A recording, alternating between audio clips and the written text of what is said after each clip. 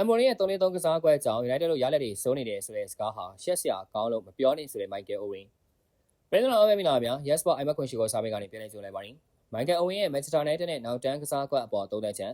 Manchester United ကစားမဟောင်းကြီးနဲ့ဘောလုံးသုံးသက်သူ Michael Owen က United ရဲ့အရင်မန်နေဂျာ Eric Ten နဲ့လက်ရှိမန်နေဂျာ Ruben Amorim ရဲ့ကစားကွက်တွေနဲ့ပတ်သက်ပြီးစိတ်ဝင်စားဖွယ်ရာသုံးသက်ချက်တစ်ခုပေးခဲ့ပါတယ်။ Owen ပြောခဲ့တဲ့အဓိကအချက်မှာ United ရဲ့စွမ်းဆောင်ရည်ကျဆင်းမှုဟာနောက်တန်းသုံးတဲ့ကစားကွက်ကြောင့်ဖြစ်နေဆိုပြီးအားလုံးကထင်နေကြလို့မျိုးမဟုတ်ဘူးလို့ပြောခဲ့ပါတယ်။ Michael Owen ရဲ့ပြောကြားချက်ကိုကြည့်ရင်အဓိကအချက်3ချက်ကိုတွေ့ရပါတယ်။လွန်ခဲ့တဲ့တစ်နှစ်ကတန်းလက်ထက်မှာ United ရဲ့နောက်တန်း4ယောက်တန်းကစားပုံဟာသူမြင်မှုသမျှ United ရဲ့အဆိုးအဝါဆုံးကစားပုံတွေကတစ်ခုဖြစ်တယ်လို့ Owen ကဆိုပါတယ်။ဒါ United ရဲ့သမိုင်းတခြားခန်းထားတဲ့စွမ်းဆောင်ရည်နဲ့ရှင်တိတာထင်ရှားတဲ့ကြာဆင်းမှုတစ်ခုဖြစ်တယ်လို့သူကအလေးပေးပြောကြားခဲ့ပါတယ်။နောက်တစ်ချက်ကတော့လက်ရှိနေပြ Amorim လက်ရှိ3နေတဲ့နောက်တန်း3ယောက်ကစားကွက်ပါ။ Owen ကနောက်တန်း3ယောက်တန်းဟာသူ့ရဲ့အကြိုက်ဆုံးကစားကွက်မဟုတ်ကြောင်းနဲ့ Amorim ရဲ့ဒီကစားကွက်ပေါ်သူအပြည့်အဝထောက်ခံနိုင်တာမျိုးမလုပ်နိုင်ကြောင်းပြောခဲ့ပါတယ်။မင်္ဂလာပါဘောလုံးချစ်သူညီကိုများချိန်ကုန်မခံပဲအပြင်စာရွက်တွေကိုင်းစရာမလိုပဲ Internet line ရှိရုံဖုန်းလေးတစ်လုံးရှိရုံနဲ့ Yes Sport iBet 89 agency မှာဘောလုံးကစားလို့ရတယ်နော်။နေ့စဉ်တိုင်းမှာဘောလုံးပွဲဘောင်းစော်ကိုတနေရာထဲမှာစော်ကစားနိုင်ပြီးတော့ iBet 89မောင်956မှာ Body မောင်းပထမပိုင်းဒုတိယပိုင်းသာမက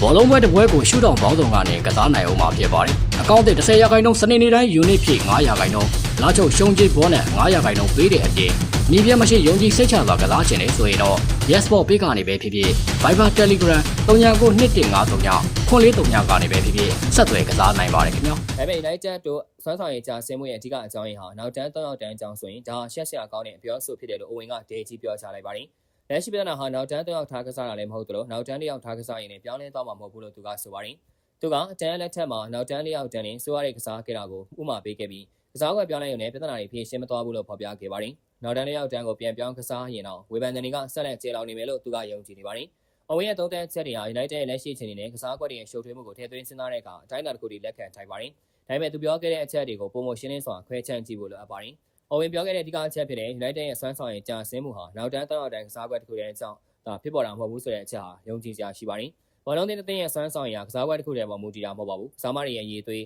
နီးပြရဲ့လမ်းညွှန်မှုအသင်းစိတ်တဲ့ကစားမတွေရဲ့ပုံစံညှိညွှန်မှုနဲ့ပြန်မဲ့အသင်းတွေရဲ့အင်အားတွေကိုအားလုံးပေါင်းစပ်ပြီးရလဒ်ကိုဖြစ်ပေါ်စေပါတယ်။ဥပမာအားဖြင့်ဒန်လက်တန်2022-23ရာသီမှာ United ဟာပရီးမီးယားလိဂ်မှာတတိယရခဲ့ပြီးလီဗာပူးကိုပို့ဆွဲခဲ့ပါတယ်။ဒါပေမဲ့2023-24ရာသီမှာတော့အဆင့်8နေရာရောက်ရှိခဲ့ပြီးချန်ပီယံလိဂ်မှာအုပ်စုဆင့်ကနေထွက်ခဲ့ရပါတယ်။ဒီအတက်ကြောင့်နောက်တန်း၄ယောက်ကိုအဓိကအသုံးပြုခဲ့တဲ့ရာသီတွေမှာဖြစ်ပေါ်ခဲ့တာဖြစ်လို့ကစားကွက်တစ်ခုတည်းကိုပြည့်တင်လို့မရပါဘူး။ Owen ကနောက်တန်း3ယောက်တန်းသမိုင်းတစ်လျှောက်မောင်မြင်ခဲ့တဲ့အသင်းကောင်းတွေကိုဥပမာပြုခဲ့တယ်လို့ဖော်ပြခဲ့ပါတယ်။ဒါမှန်ကန်ပါတယ်။ဥပမာအားဖြင့် Chelsea ဟာ2014-2015 2016-2017ရာသီတွေမှာမိမြအန်တိုနီယိုကွန်တီလက်ထက်မှာနောက်တန်း3ယောက်တန်းနဲ့ပရီးမီးယားလိဂ်ဖလားကိုပို့ဆွဲခဲ့ပါတယ်။ဘက်ကွာလာလက်ထက်မန်ချက်စတာစီးတီးကလည်းနောက်တန်း3ယောက်တန်းနဲ့အခါအားလျော်စွာအသုံးပြုပြီးအောင်မြင်မှုများစွာရောက်နိုင်ခဲ့ပါတယ်။2014ကမ္ဘာဖလားမှာဂျာမနီမျိုးသားအသင်းကလည်းနောက်တန်း3ယောက်တန်းကိုအသုံးပြုပြီးတော့ကမ္ဘာဖလားပို့ဆွဲနိုင်ခဲ့ပါတယ်။ဒီချက်တွေကနောက်တန်း3ယောက်တန်းဖြစ်နိုင်တဲ့ကစားကွက်မဟုတ်ဘူးဆိုတာကိုသက်သေပြနေပါတယ်။ဒါကြောင့် Owen ရဲ့ကစားကွက်ကိုအပြည့်တင်တာဟာရှက်စရာကောင်းတယ်ဆိုတဲ့အပြောအမှန်ကန်ပါတယ်။အဓိကအားဖြင့် United ကစားမတွေကြောင့်ပါနောက်ခံလူတွေဖြစ်တဲ့မာတီနဲ့လုံရှော်တို့ဟာဒဏ်ရာရရင်းနဲ့ပဲအချိန်ကုန်နေရပါတယ်။ဒါအသင်းရဲ့နောက်တန်းဖွဲ့စည်းပုံကိုမတည်မငြိမ်ဖြစ်စေပါတယ်။ကစားမတွေရဲ့ကွင်းထဲမှာ